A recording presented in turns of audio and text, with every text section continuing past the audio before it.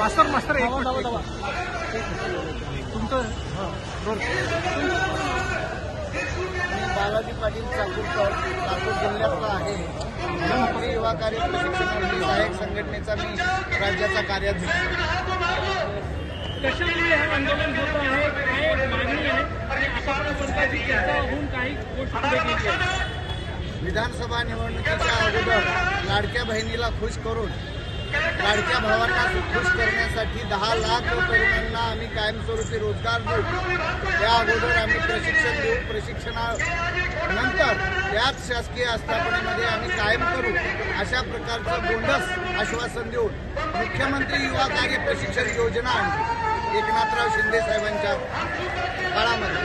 त्यावेळी देवाभाऊ आपले उपमुख्यमंत्री होते, पण 6 महिन्याचा कार्यकाळ संपल्यानंतर पुढे काय हा प्रश्न जेव्हा आमच्या प्रशिक्षणार्थ्यांना भेडसावत होता तेव्हा आम्ही आझाद मैदान मुंबई येथे विविध आंदोलनं केले, 6 मोठे मोर्चे काढले, 24 दिवस अर्थसंकल्पीय अधिवेशन काळामध्ये आम्ही बेमुदत उपोषण केलं आणि मागच्या पावसाळी अधिवेशनामध्ये 14 जुलै 2025ला आझाद मैदानावर 25 ते 30 हजार लोकांचा विराट धडक छत्री मोर्चा काढला।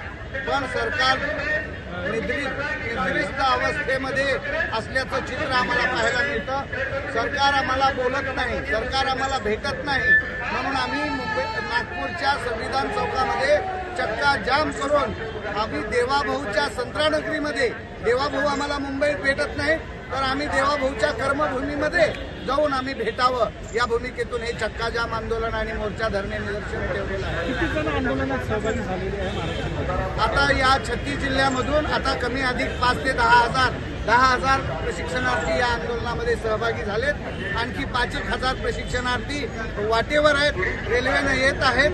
एक अर्ध्या तासात 1 तासामध्ये हे सर्व प्रशिक्षणार्थी येतात। काय भूमिका राहणार आहे तुमची, कारण तुमची मुख्यमंत्र्यांची एकदा भेट झाली आहे? जेव्हा आम्ही चक्काजाम आंदोलनाची इशारा दिला तेव्हा या ठिकाणचे CP, ACP, DCP यांनी खूप आम्हाला सहकार्य केलं। मुळामध्ये यांनी 16 तासाच्या